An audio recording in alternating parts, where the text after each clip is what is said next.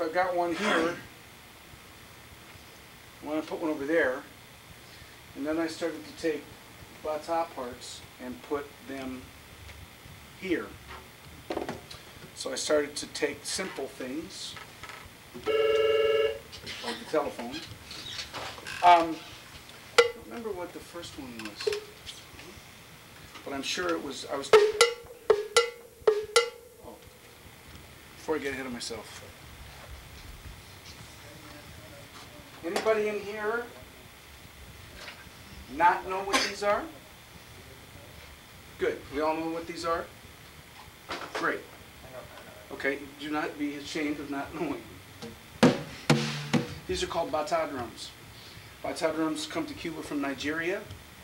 They were brought there by slaves from the Yoruba people who live in southwestern Nigeria.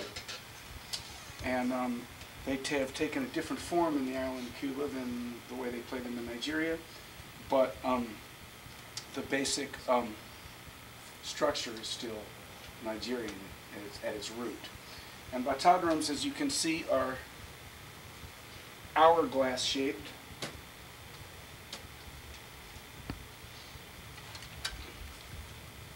And so there are 6 drum heads.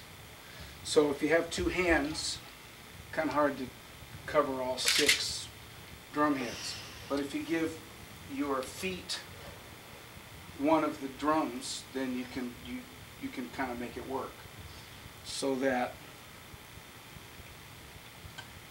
the smallest drum is called the okonkolo, and a very simple part that it might play is what we call kiha. And 1, and 2, and 3, and 4. And then against that, this drum might play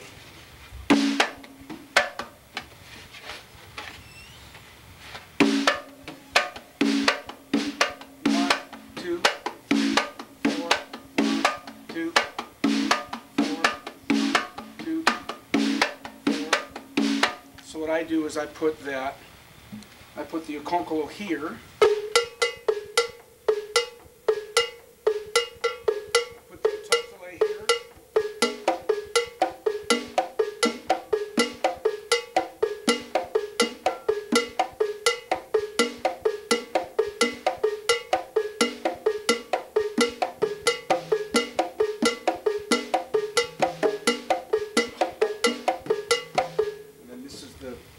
part.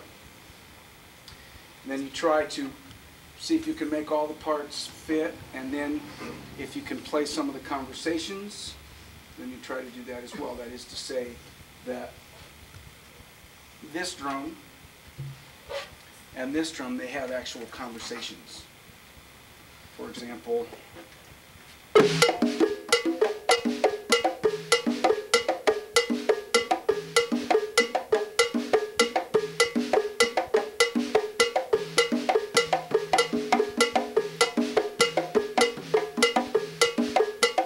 conversation.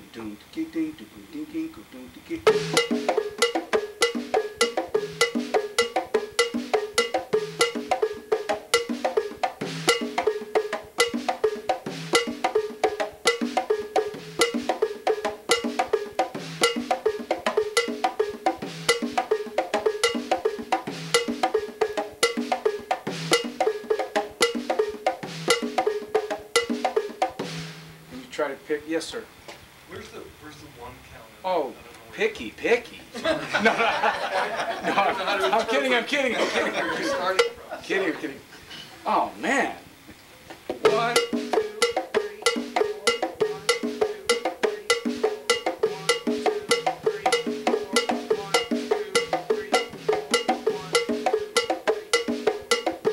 Now, there are a number of what we call toques, or rhythms, that I've tried to work with. That's the batá liturgy. This is actually, at its root, this is religious music. It's sacred music. And there are thousands of rhythms times 3 drums times about 100,000 songs. So, because each of these has songs that go with it. So, I'm not a singer, but I sing when I do these things to give some idea of how it all is supposed to go. The thing I ended with, this is a rhythm called tui tui.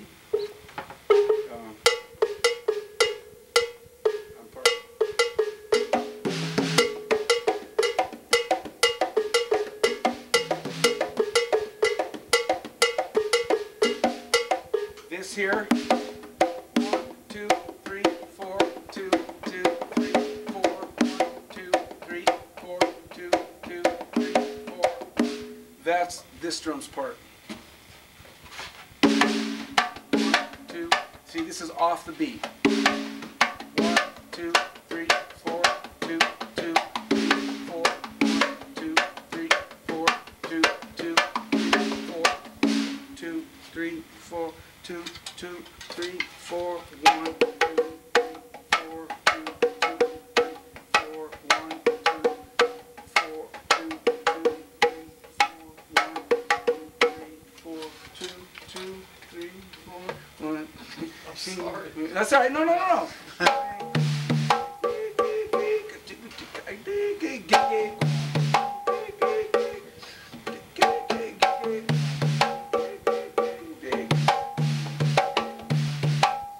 So what I do is try to figure out ways to do it myself.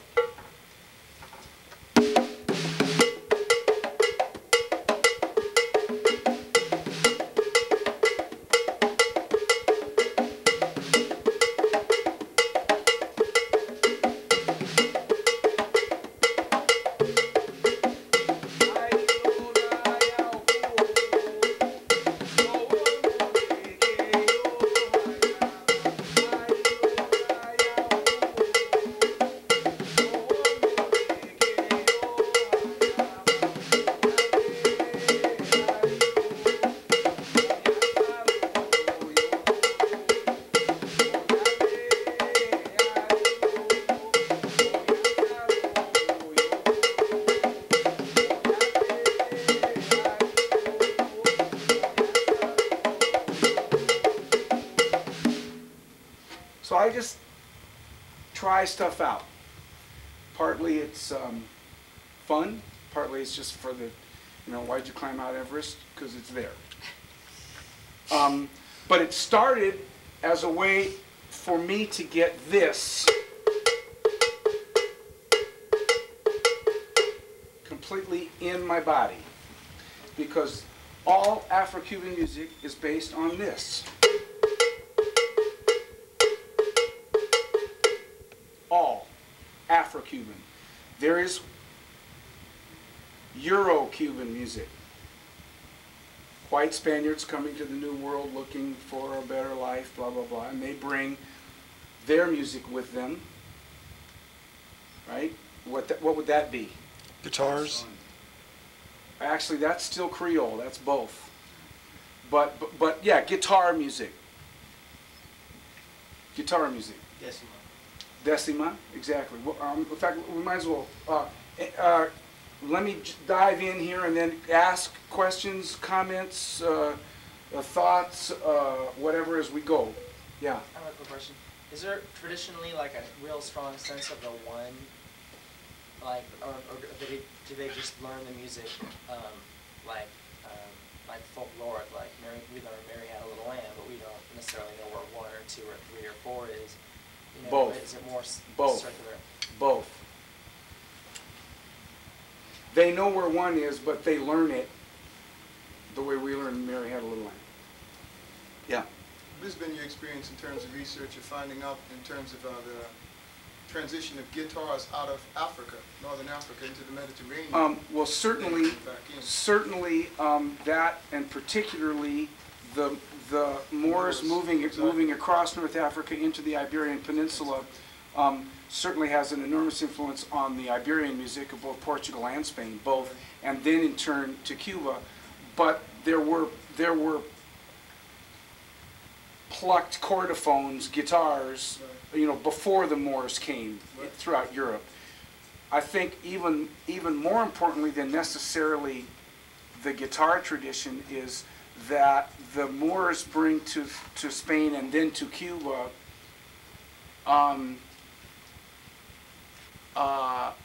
this very nasal vocal quality. you know, that we find in Islamic music, so that when you listen to rumba, which we'll get to in a minute, and you hear anina, anina, na na, na na, that, and certainly the scales, which are microtonal, good rumba is not European harmonies. So I hear it much more in the singing per se than necessarily in the guitar thing. So, but I mean, in a sense, thinking of, we want to talk today primarily about Afro-Cuban music, as opposed to there is Cuban music that is basically European in its root primarily. So today is going to be mostly a talk about Afro-Cuban music.